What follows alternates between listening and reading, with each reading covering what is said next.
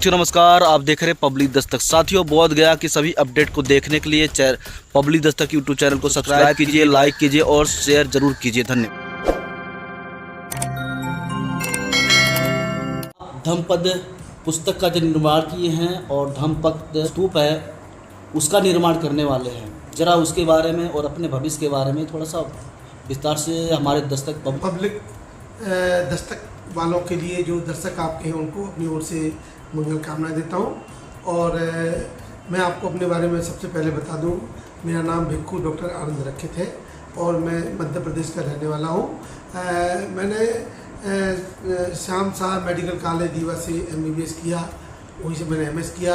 1990 का मेरा MBBS है, 1994 का MS है और 1994 के बाद 1995 में मैंने गृह त्याग किया। और गृह त्याग करने के बाद मैंने इस देश में शिक्षा मिशन के लिए काम किया। गरीब बच्चों को पढ़ाने लिखाने का शौक़ पैदा हुआ तो बहुजन समाज को शिक्षा का मालिक कैसे बनाना है, इस कंसेप्ट को लेकर के मैंने देश में काम शुरू किया और परिवर्तन मिशन स्कूल नाम से बहुत सारे विद्यालय खोले, लगभग 250 विद्यालय पूरे देश में खोले। मैं आपको बता दूं कि इसके लिए मैंने ज़मीन पर बहुत सारा काम किया और 16,500 किलोमीटर साइकिल यात्रा की और पद यात्रा भी की। इसके अलावा बस से, ट्रेन से और तमाम तरह के साधनों से भी यात्राएं पूरे देश में की है मैंने। और पूरे देश में बहुजन समाज को शिक्षा का मालिक बनाने का एक जज्बा लेकर के मैंने काम शुरू किया है और बहुत सारे विद्यालय हमने खोले हैं, जिसमें हम बच्चों को A for Ambedkar, B for Buddha पढ़ाते हैं। ये हमारे पढ़ाने की टेक्निक है और इसके लिए हमने किताब लिखी है और किताब हम अभी आपको हम दिखा देंगे। ये किताब है, ये किताब है, ये लिखा है इंग्लिश परिवर्तक वर्णमाला। इसी प्रकार से ये हिंदी परिवर्तक वर्णमाला है। तो इस परिवर्तक वर्णमाला में हमने वर्णमाला को चेंज किया है और चेंज करके मिशनरी तौर पर इसको लिखा गया है और आप इसको देख सकते हैं, जहाँ हम बच्चों को पढ़ाते हैं। A for Ambedkar, B for Buddha, C for Chaityabhoomi, D for Deekshabhoomi, E for educate, F for Franklin और G for Galileo, H for Helson. इस प्रकार से आप देखेंगे हम पूरा जो है हमने नया सिलेबस तैयार किया है और नया सिलेबस तैयार करके हमने बच्चों को पढ़ाने का काम शुरू किया पूरे देश में। ये हमारा नया सिलेबस है। इसी प्रकार से हिंदी परिवर्तन वर्णमाला है, तो इसको भी आप देखिए। ये मोटे तौर पर हम बता रहे हैं, से अम्बेडकर, बड़ा से अमरपाली, आप देखेंगे इस प्रकार से पूरा सिलेबस तैयार किया गया है। पूरे देश में शिक्षा दी जा रही है। तो ये हमारा लक्ष्य था कि हम गरीब बच्चों को शिक्षा का मालिक बनाए, बहुजनों को शिक्षा का मालिक बनाए। इस उद्देश्य से हमने काम शुरू किया और उसके लिए हमने एक कंसेप्ट दिया था कि शिक्षा है तो सब कुछ है, शिक्षा नहीं तो कुछ भी नहीं। अगर शिक्षा है तो लोग पढ़ लिख जाते हैं, अपने पैरों पर खड़े होते हैं। अगर शिक्षा नहीं है तो समझो वो जानवर है, और यदि शिक्षा है तो वो जानकार है। तो शिक्षा आदमी को जानवर से जानकार बनाती है और जब आदमी जानकार हो जाता है तो वो अच्छा बुरा समझने लगता है, सही गलत समझने लगता है और उसका भेद समझने लगता है और फिर वो अपने आप को परिवर्तित करने का काम भी करने लगता है। ये शिक्षा का असर है जो पूरी दुनिया में दिखता है।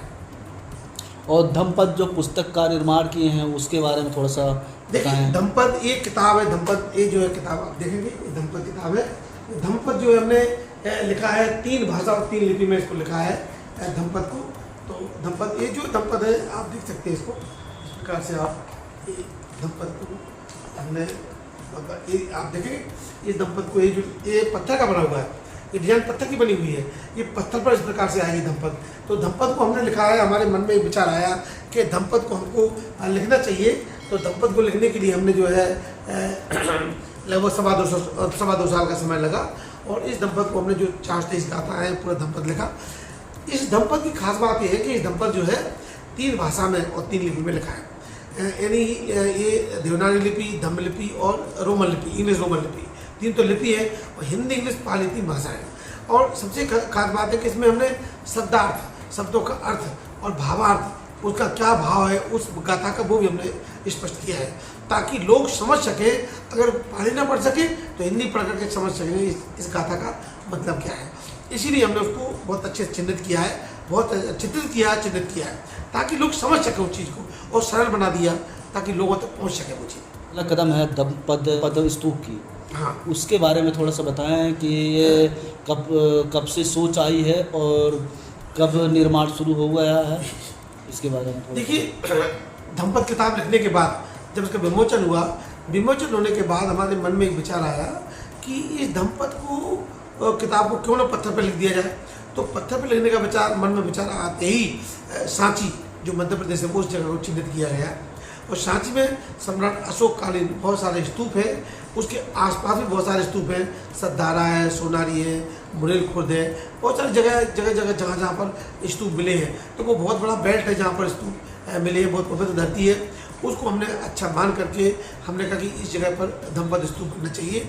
और धम्पद स्तूप के अंदर ही वो 423 गाथाएँ पूरी 423 पत्थरों पर उसके अंदर जो है उनको दीवारों पर लगाया जाएगा ताकि वो सुरक्षित रहे और हवा पानी बहकर किसी तरह का उस पर असर ना पड़े। तो इसलिए हमने उसको चिन्हित किया है। और धम्पद स्तूप बनाने के लिए हमने देश के लोगों से अपील की है, हम उनसे अपील कर भी रहे हैं कि आप लोग धम्पद स्तूप के निर्माण कार्य में आप अपनी भागीदारी दीजिए हमको, और भागीदारी देकर सुनिश्चित करिए कि देखिए जब ये धम्पद स्तूप बनेगा, जब लोग इसमें दान देने लगेंगे, और अभी दान देना शुरू कर दिया लोगों ने, लगभग 423 गाथा में 125 गाथा के आसपास हमारी बुक हो चुकी है। और उसमें से करीब 25 गाथा से 30 गाथा के बीच में हमारे पास पैसा भी आ चुका है। तो आप देख सकते हैं कि ये जो धम्पद स्तूप है ये जब बन के तैयार हो जाएगा तो जो दान देगा हमको उस एक गाथा के नीचे उसका नाम लिखा रहेगा, माता पिता परिवार का नाम होगा, उसका स्थान कहाँ का रहने वाला वो भी नाम होगा। तो आने वाले समय में जब भी लोग इसको देखेंगे धम्पद स्तूप को, जब भी लोग इसकी गाथाओं को देखेंगे, चाहे 500 साल बाद देखेंगे, चाहे 1000 साल बाद देखेंगे, तो वो ये महसूस करते रहेंगे कि जब ये धम्पद स्तूप का निर्माण कार्य हो रहा था तब ये लोग जिंदा थे। अपने आप को हमेशा अलाइव रखने के लिए, अमर रहने के लिए हमने बनाया, और उसके लिए लोगों ने बहुत ज़्यादा उसको महसूस भी किया कि अच्छा काम। कितने एकड़ में है और कितना इसमें लगभग बजट बैठने वाला? इसमें हमने करीब 7 एकड़ ज़मीन चिन्हित की है। सांची में 7 एकड़ ज़मीन में इसका निर्माण कार्य होगा। तो लगभग मैं समझता हूँ कि 42 करोड़ से लेकर के 50 करोड़ के बीच में खर्चा आ रहा है। वो इसलिए आ रहा है क्योंकि पत्थर का बन रहा है वो। और दूसरी बात कि धम्पद स्तूप अकेला नहीं है, धम्पद स्तूप के अलावा जो है और भी चीज़ें हैं जो वहाँ निर्माण कार्य होना है, जिनका जो लोग महसूस करते हैं, करे भाई इतना पैसा खर्च करके क्या करेंगे, इतना पैसा खर्च करके हम वहाँ शिक्षा का हब तैयार करेंगे, प्राइमरी से लेकर के और डिग्री कॉलेज तक वहाँ स्कूल आपको देखने को मिलेंगे। वहाँ रेजिडेंशियल स्कूल होंगे, हमारा कैंपस होगा वो। तो हमारे दोनों कैंपस अलग अलग होंगे, स्कूल का कैंपस, शिक्षा कैंपस अलग होगा और धम्पद स्तूप का कैंपस अलग होगा। ऐसा करके धम्पद स्तूप के लिए बाहरी फंडिंग हो रही है या देश के लोग आर्थिक सहयोग या सरकार को कोई हेल्प है? देखिए, हम जो है हमारी जो अभी कोशिश है वो पूरी कोशिश ये है कि हमको समाज का सहयोग मिलना चाहिए, समाज के दान से बने वो। और मैं समझता हूँ कि जैसे हमने शुरुआत की है, उस शुरुआत को लोगों ने बहुत ज़्यादा अप्रिशिएट किया, अब बहुत महसूस किया है और लोग दान देना भी शुरू कर दिए। इसीलिए हम धम्पद गाथाओं को, धम्पद की जो गाथाएं हैं उन गाथाओं को आज हम बुक कर रहे हैं। मान लो 1 लाख रुपए एक गाथा खर्चा आ रहा है, लेकिन आने वाले टाइम इसका खर्चा बढ़ेगा, आने वाले टाइम में खर्च बढ़ेगा, इसकी कॉस्ट बढ़ जाएगी, तो तब जाकर के जो है जाकर के बन के तैयार होगा। तो अभी तो जो हम बुक कर रहे हैं वो अभी कुछ ही गाथा हमारी बुक हुई है, हमने फिलहाल में उसकी कॉस्ट बढ़ाने की तैयारी में हमें कि बढ़ाएंगे उसके रेट को ताकि ये काम आसानी से कर सकें। कितने वर्षों में तैयार हो जाएगा धम्पद स्तूप? देखिए, ये काम है, समाज का काम है, समाज के द्वारा उसको बनना है। हमने तो 2029 का तय किया था 23 में, लेकिन 23 से 29 आते आते समय हमारे पास बहुत नज़दीक हो गया है। ये बहुत बड़ा प्रोजेक्ट है, तो अब थोड़ा टाइम लगेगा इसमें। अब ये नहीं कह सकते कि इतने दिन में बन के तैयार हो जाएगा, पर समय पर तैयार होगा।